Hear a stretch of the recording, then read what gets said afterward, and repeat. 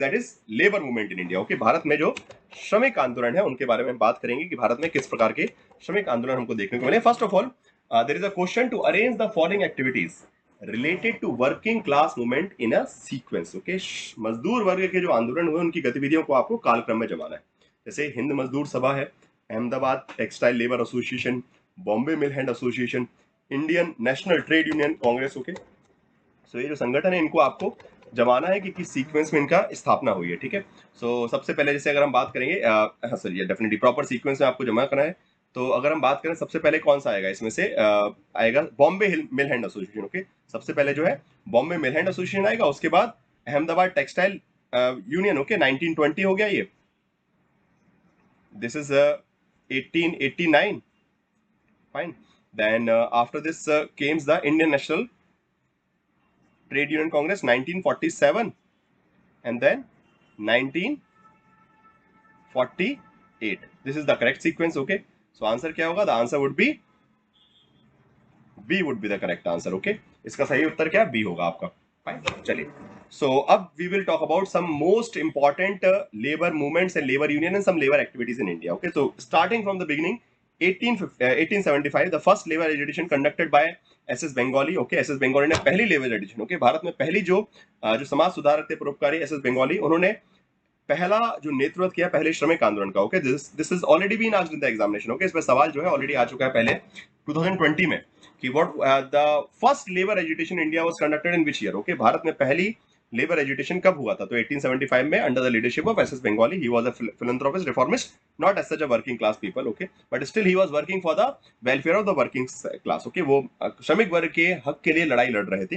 वो खुद श्रमिक नहीं थे, परंतु उसके बाद आते हैं 1884 में NM Lokhande founded the first trade union of the country, that is namely Bombay mill hand association. Okay, जैसा कि सवाल पूछा ना, Bombay mill hand association. Okay, so NM Lokhande ने फ्रॉम महाराष्ट्र, ओके, महाराष्ट्र से बिलोंग करते हैं, he started the Bombay Mill Hand Association. Okay, Bombay Mill Hand Association उन्होंने बनाई, and that's why he is also known as father of, okay, इनको मानते हैं हम father of labor union in India।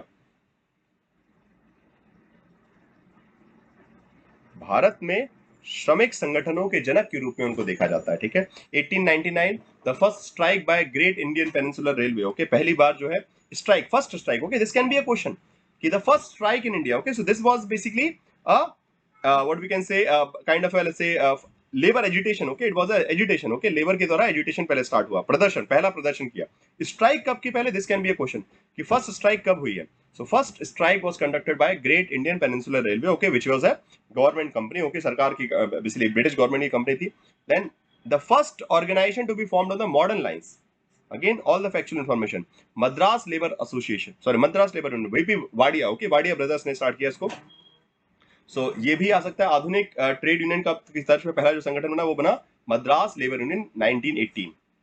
Then after that 1920 Ahmedabad textile labour association with the guidance of Mahatma Gandhi, Anasuya Ben Sarabhai and Shankar Lal. Okay, so Mahatma Gandhi के मार्गदर्शन में अनसुईया बेन साराभाई और शंकर लाल ने 1920 में अहमदाबाद टेक्सटाइल लेबर एसोसिएशन की स्थापना की। ठीक है, इसके आगे चलते हम तो और भी फिर संगठन आए। फिर सबसे बड़ा संगठन आता है again in the same year 1920 the all India Trade union Congress, which is still existing. Okay, जो आज भी एग्जिस्टेंस में है। Leaders like Lala Lajpat Rai, Joseph बैपिस्टा, NM Joshi, दीवान चमन लाल। ओके, ये सब जो नेता हैं इनके नेतृत्व में 1920 में इसकी स्थापना हुई। ओके, तो पहले first the Ahmedabad textile labour association was created. Okay, ये पहले बना। Okay, so if they will ask you, because both of them are in same year. Okay, दोनों सेम ईयर में, तो अगर पूछते हैं कि which was created first. Okay, so Ahmedabad textile labour association first, then came the this All India Trade union Congress. Okay, तो मान लीजिए अगर सीक्वेंस जमाने को आता है तो कंफ्यूज मत होइएगा, पहले अहमदाबाद टेक्सटाइल लेबर एसोसिएशन और उसके बाद finally all India Trade union Congress, which is one of the largest union at that period of time. Okay, उस वक्त में बड़ी, and after 1935 it was led by the communist leaders, and after the independence it is affiliated labor union of communist party of India. Okay, तो आज के वक्त में जो है कम्युनिस्ट पार्टी ऑफ इंडिया, भारतीय कम्युनिस्ट पार्टी की, ये क्या है? एक श्रमिक संगठन है, उनका लेबर यूनियन है, और इसकी सदस्यता जो है देश में अभी तक तीसरे स्थान पर, तीसरे सबसे बड़ी सदस्यता के आधार पर थर्ड लार्जेस्ट यूनियन है भारत का, तीसरा सबसे बड़ा श्रमिक संघ इसको हम मानते हैं। एंड 1920 से लेकर 2020 तक 100 साल पूरे कर लिए। Okay, it has completed 100 years fine, 1920 में बना था और 2020 तक हो चुका है, 2023 में हम, so it is completed 100 year, okay, so it's quite a old labour association, okay. Then after this Indian national trade union Congress was created by the Congress party. Congress party ने क्या बनाया? Indian national trade union Congress under the leadership of Patel, okay, Sardar Patel, and it is affiliated to the Congress party. Very simple, Indian National Congress, trade union को बीच में add कर दीजिए बस, ठीक है। भारतीय राष्ट्रीय ट्रेड यूनियन कांग्रेस, तो भारतीय राष्ट्रीय कांग्रेस की जो है, और it is the largest trade union of India right now on the base of membership, okay. आज के वक्त में सदस्यता के आधार पर भारत का सबसे बड़ा ट्रेड यूनियन माना जाता है इसको, ठीक है, ये भी इंपॉर्टेंट है डिटेल। देन हिंद मजदूर सभा 1948 by the socialist leader, okay, जो समाजवादी नेता थे जैसे कि Jayaprakash Narayan, Ashok Mehta, Aruna Asaf Ali, Maniben Kara, Simnath Banerjee, okay, these socialist leader, those who have socialist tendency, समाजवादी परिप्रेक्ष्यता, उन्होंने हिंद मजदूर सभा बनाया। Initially it was affiliated to Praja socialist party, okay, शुरुआत में प्रजा सोशलिस्ट पार्टी और अब समाजवादी पार्टी, ओके। वैसे the relevance of Hind Mazdoor Sabha is very rare now, okay, आज के वक्त में थोड़ा सा इसका रेलेवेंस कम हो गया। Initially it was the political party, or we can say labor union of Praja Socialist Party, okay. So this kind of question can also be there in the examination, okay. They can give you the name of different political party and they can give you the name of different labor union and they will ask you to match them up, okay. So political party का नाम और labour union का नाम match करने के लिए बोल सकते हैं। This kind of question is already been asked, okay, एक बार सवाल ऐसा आ भी चुका है। सो अलग अलग लेबर यूनियन, सो सिंपल याद रखना है, Hind Mazdoor Sabha, Praja socialist Party, Indian national trade union Congress INTUC, Congress party, AITUC, CPI, very simple, okay, All India Trade union Congress CPI, Indian national trade union Congress, Bharatiya Rashtriya Trade union Congress, Congress party, Indian National Congress का। Then उसके बाद Hind Mazdoor Sabha, Praja socialist Party. Then comes Centre for Indian Trade Union, okay, CITU, which is basically created by Communist Party of India, Marxist, okay, which was bifurcated from the CPI in 1964, okay। तो 1964 में communist party of India टूट गई थी, उसमें से communist party of India Marxist separate निकली 64 में, जो ओके। इसके बारे में बात करेंगे हम नेक्स्ट, जो पार्ट नंबर 2 होगा उसमें पॉलिटिकल पार्टी के बारे में। सो वहां से इन 1970 it was created by the leaders like Jyoti Basu, okay, Banandanda, Rajamurthy, BT Ranawat, okay। So इस प्रकार के लीडर्स ने जो है, those who are member of Communist Party of India Marxist, okay। So जो कम्युनिस्ट पार्टी इंडिया मार्क्सिस्ट से संबंधित नेता थे, उन्होंने इसकी स्थापना की 1970 कोलकाता में। So this is another one now. Then comes the भारतीय मजदूर संघ, okay, which was created even before this, okay। 1970 से पहले ही बन गई थी भारतीय मजदूर संघ in 1955, okay, 1955। Dattopant Thengadi, okay, Dattopant Thengadi ने बनाया और again it is a labour wing of Rashtriya स्वयं सेवक संघ, ओके, राष्ट्रीय स्वयं Sevak Sangh, RSS, okay. RSS का क्या है ये? बेसिकली लाइक एक लेबर यूनियन है, okay, and it is basically closely coordinate with the BJP obviously, okay. So RSS के का श्रमिक संगठन है और भारत बीजेपी के साथ मिलकर काम भी करता है। Second largest trade union of India right now, okay, आज में सदस्यता के आधार पर भारत का दूसरा सबसे बड़ा ट्रेड यूनियन है। And it is also criticized the BJP party. It's not like that they are always supporting BJP, but when they feel कि government is going too much towards the privatization, they challenge it. Okay. So 2020 में BJP का ही विरोध किया है, मोदी सरकार का ही विरोध किया निजीकरण के खिलाफ, निजीकरण के जो रास्ते अपनाए सरकार ने उसका विरोध भी किया है। So they are collaborative with BJP, but it's not like that कि they are always following them. Okay. So जहां गलत होता है उसका विरोध भी करते हैं, ठीक है। चलिए, इसके अलावा एक वेरी इंपॉर्टेंट ऑर्गेनाइजेशन सेवा, सेल्फ एम्प्लॉयड विमेन एसोसिएशन, सेवा, okay, which is very crucial for the examination.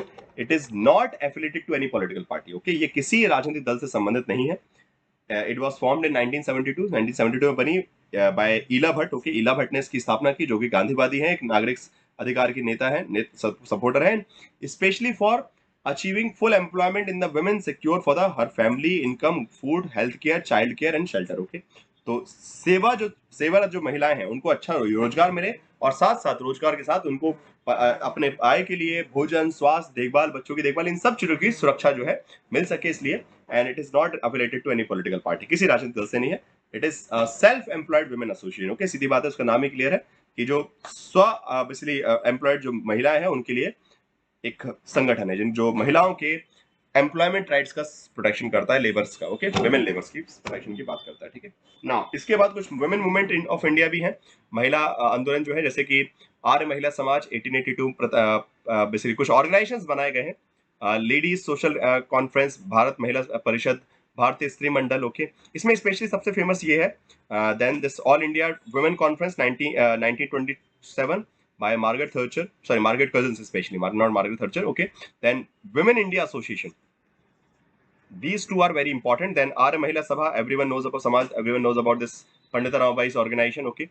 Then along with that, चलिए तो ये सबसे इंपॉर्टेंट है, आर्य महिला समाज, भारतीय राष्ट्रीय महिला, सॉरी ये भारतीय महिला संघ और अखिल भारतीय महिला सम्मेलन, ओके, ये 3-4 ऑर्गेनाइजेशन ज्यादा इंपॉर्टेंट है. Congress Mahila Sangh is also important. चलिए fine. And now we will move towards the next topic, that is regionalisation of Indian politics. Okay, so I hope कि जो अभी हमने डिस्कशन किया है regarding the social movements in India, उससे regarding जितनी भी इंपॉर्टेंट डिटेल्स थी वो सब आपको समझ में अच्छे से आ गई होंगी. ओके, आई होप कि, मुझे उम्मीद है कि जितने भी इंपॉर्टेंट सोशल मूवमेंट थे, जितने भी type, okay, right from the labour movement, Dalit movement, tribal movement, okay, women movement, ये सब हमने जो है कवर यहाँ पे कर ली है. उनकी most important detail which can be converted into A question in the examination. Okay, exam में जिस प्रकार सवाल आ सकते हैं. Okay, now we will be moving forward towards the next part of this class, that is going to be regarding the regionalization of Indian politics. Okay, भारतीय राजनीति का क्षेत्रीकरण. Okay, so if we talk about the regionalization, there are majorly 4 ways of regionalism or regional demand in India. Okay, तो भारत में अगर क्षेत्रीय मांग की बात करें, क्षेत्रवाद की, तो उसके आधार जो है, जैसे उसमें देखेंगे आप, उसके रूप जो है, टाइप्स जो है, सक्सेशन के पर्सपेक्टिव आ जाएगा. ठीक है, मतलब अलगाव, ओके, कि देश को छोड़ के जाना है. ओके, सक्सेशन मतलब we want to get separate from the India. Okay, Bharat को छोड़ कर आए, ठीक है, नया देश बनाना है, independent country. Okay, they are against the unity and integrity of nation. Okay, Bharat की एकता अखंडता के खिलाफ है ये. सेपरेटिस्ट ऐसे होते हैं जो they a particular region which is within a state but they want a separate statehood. Okay, fine. So वो ऐसे क्षेत्र जैसे कि for example Gorkhaland which is a part of West Bengal right now. Okay, West Bengal में ही गोरखालैंड आता है, but they are asking for a separate state. Okay, similarly Bodoland demand, okay, which is a part of Assam but they want separate state. Okay, तो separate state means की demand for a separate state. Okay, एक अलग राज्य की demand, but Bharat के अंदर ही. Okay, they are not asking about succession from India, Bharat से अलग नहीं होना चाहते, बट भारत के अंदर है कि एक अलग राज्य मिले उनको. Similarly, there is a full state of demand, for example, in Delhi, especially by union territories. Okay, जो union territories हैं, they are asking for a full state of demand कि उनको पूरा पूर्ण राज्य का दर्जा दिया जाए, जैसे कि दिल्ली में डिमांड चल रही है. Autonomy, autonomy it means कि less amount of interference from the central government. Okay, केंद्र सरकार के द्वारा अनावश्यक हस्तक्षेप ना हो. साथ साथ, okay, even within the state, if there is a regional area, they want autonomy from the interference from the state government. Okay, मतलब मान लीजिए एक फॉर एग्जांपल असम है, तो असम में अगर कोई ट्राइबल एरिया है, दे विल आस्क कि okay we need autonomous council. Okay, autonomous council एक बेसिकली स्वैच्छिक संघ बेसिकली हमको बना दिए, जहां पे जो राज्य सरकार है और केंद्र सरकार का हस्तक्षेप नहीं होगा. We will do self government there. Okay, for the autonomy for the self government. Okay, अपने क्षेत्र में स्वशासन के लिए ऑटोनॉमी चाहिए, मतलब बेसिकली प्रकार से स्वायत्ता चाहिए कि हम अपने क्षेत्र में अपने हिसाब से चलाएंगे, भारत सरकार के जो नियम है या फिर राज्य सरकार, केंद्र सरकार वहां पे हस्तक्षेप नहीं करेगी. ठीक है, so these are something the major source of regional movement in basically India. Fine. Then there are different theories also. Modernisation theory given by, we have already studied this thing multiple times. इस part में से I would simply recommend कि you can just remember which theory and which thinker. Okay, कौन सी theory किस thinker से related है, that would be better. Modernisation theory रोडोल्फ नोडोल्फ. Culture and poverty Marcus, basically Mark Jurgenmeier. Culture of difference, affluence, Thomas Jernzi. Uneven development, Robert Hedberg gave. Son of the soil theory, Myron Wiener. Politics of opposition, Iqbal Narayan. Okay, see the orientation of these theories. They are trying to tell कि what are the causes of regionalism. क्षेत्रवाद के पीछे कारण क्या होते हैं. Okay, they are trying to explain कि what are the major aspect which result into the regionalism. Okay, regional demands. Okay, क्षेत्रवाद कैसे जागता है उसको समझाने का प्रयास करें. तो जैसे रोडोल्फ रोडल ने आधुनिकरण के परिप्रेक्ष्य से बताया कि भाई जब क्षेत्रीय जो बातें हैं, क्षेत्रीय जो आइडेंटिटी है, जब वो मॉडर्न हो जाती है, ओके, पॉलिटिक्स में आ जाती है, तो वो सीधी बात है, वो जब पॉलिटिकल ओरिएंटेशन का पार्ट बन जाता है, पॉलिटिकल मोबिलाइजेशन का, तो वो एक आधुनिकरण के आधार पर क्षेत्रवाद के रूप में निकल के आता है. जहां पे संसाधनों की कमी होगी, scarcity, so obviously regional demand आएगी. जहां पे संसाधन ज्यादा होंगे वहां पे भी अपने क्षेत्र को अलग दिखाने की डिमांड आएगी. जहां पे विकास जो है समान रहेगा, so again people will be demanding regional demands are. Okay, son of the soil theory कि अपनी जमीन पर पहले हक वहां के क्षेत्र के लोगों का होना चाहिए, इस प्रकार की डिमांड, जैसे कि हमने महाराष्ट्र में देखा. Politics of opposition. ओके, एक क्षेत्रीय डिमांड के अगेंस्ट में दूसरा क्षेत्र खड़ा हो जाता है जब, ठीक है, as a opposition only. Okay, कि एक क्षेत्र की डिमांड स्टार्ट हुई तो दूसरे क्षेत्र ने भी अपनी डिमांड स्टार्ट कर दी उसके विरोध में. ठीक है, so these are the major aspect of, or we can say, causes behind the regionalism in India, and these are the theories also. Okay, now When we talk about the regionalism in India, or let's say reorganization of states in India, there are some important committees. Okay, Bharat में राज्यों के पुनर्गठन की जब हम बात करते हैं तो कुछ कमिटीज है जिसको बनाया गया था टू आइडेंटिफाई कि can we make linguistic reorganisation और नॉट. ओके, भारत में आजादी के बाद भारत का भाषाई जो है भाषा के आधार पर राज्यों का पुनर्गठन किया जा सकता है कि नहीं किया जा सकता. Okay, so can we divide और let's say reorganize India state on the base of language. Okay, क्या भारत के राज्यों का पुनर्गठन हो सकता है भाषा के आधार पे? तो दो कमीशन ने, okay, the Dhar commission as well as JVP committee, they have rejected the idea. Okay, they have said कि no, linguistic reorganisation is not fine. Okay, इन्होंने मना कर दिया लिंग्विस्टिक रीऑर्गेनाइजेशन. यहां से you need to remember the name of the member of these committees. Okay, इस in basically दलों के मेंबर जो है उनका नाम याद रखना है. सॉरी, इन आयोगों के, ठीक है, इनके मेंबर्स के नाम अच्छे से आपको याद होने चाहिए. S K Dhar, Jagat Narayan Lal, Panna Lal. Okay, and then finally Fazal Ali commission they accepted the idea. Okay, उन्होंने बोला कि हाँ, on a broadly they accepted the language as a basis of reorganisation of state. Okay, इस कमीशन ने 53 में कमीशन बनी थी और उस कमीशन ने एक्सेप्ट किया कि हाँ, भाषा के आधार पर पुनर्गठन किया जा सकता है, परंतु ये भी बोला कि हर भाषा के लिए एक राज्य नहीं दिया जाएगा. ओके, एक भाषा एक राज्य का सिद्धांत उन्होंने रिजेक्ट कर दिया. ओके, बिकॉज उसके चलते भारत में कई सारे राज्य बन जाएंगे. Okay, that is not allowed. Okay, so इसलिए basically the Fazal Ali commission says कि we will put language as a major source of reorganization, but every state is not every language is not going to get a separate state. Okay, हर भाषा को एक राज्य नहीं, परंतु हाँ, भाषा को मोटे रूप से भाषा, संस्कृति, फिजिबिलिटी, इन सब चीजों को ध्यान रखते हैं. सबसे इंपॉर्टेंट, भारत की अखंडता को ध्यान में रखते हैं. Okay, so without hurting the unity and integrity of India we are going to reorganise. Okay, तो रीऑर्गेनाइजेशन के सजेशन उन्होंने प्रेजेंट किए थे. ठीक है, देन भारत में रीऑर्गेनाइजेशन हुआ है, आप सभी को पता है, 56 में specially. Okay, by the State Reorganization Act 1956, okay, which also led to the amendment, 7th Constitutional Amendment. Okay, 7वां जो संविधान संशोधन है उसमें 14 states बनाए गए, 6 union territory. Okay, so India was converted into 14 states and 6 union territory. Okay, जितना भी पूरा भारत में राज्य थे उन सबको पुराने सिस्टम को कैंसिल किया गया.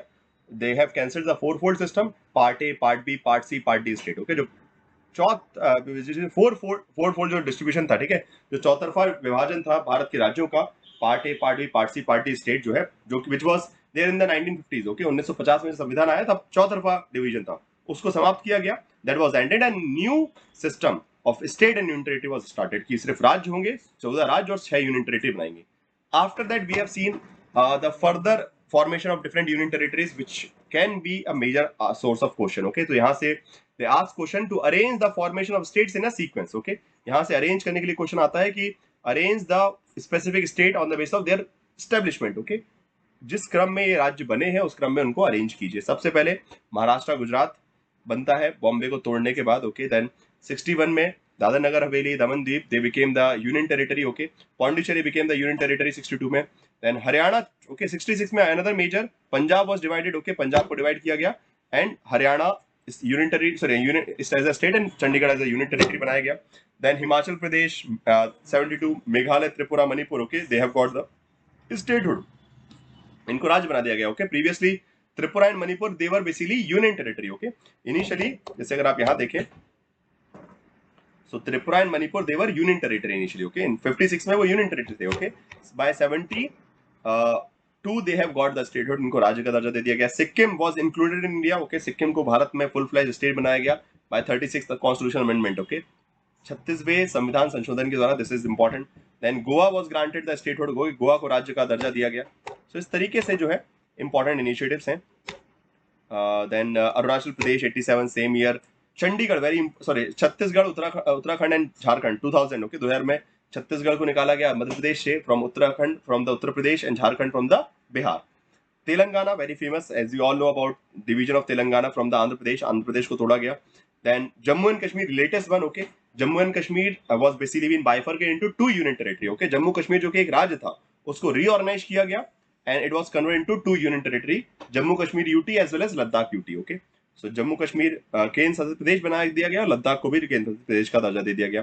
फिर 2020 में दो जो union territory, Dadar Nagar Haveli and Daman and Deep. Okay, you can see here 61, 62, these two union territory. Okay, these are two separate union territory. Okay, अलग अलग union territory. Okay, these both of them are separate union territory. Okay, now in 2020 they were basically been combined. Okay, इन दोनों जो अलग अलग थी इनको साथ में कर दिया गया. साथ में क्या कर दिया गया, दादर नगर हवेली एंड दमन द्वीप। ओके, गोवा अलग बात है, गोवा तो यहाँ पे एक अलग यूनियन टेरिटरी था। This and this, fine. So these are the important major what we can say sequence which can be asked in the examination, arrange करने के लिए पूछ सकते हैं।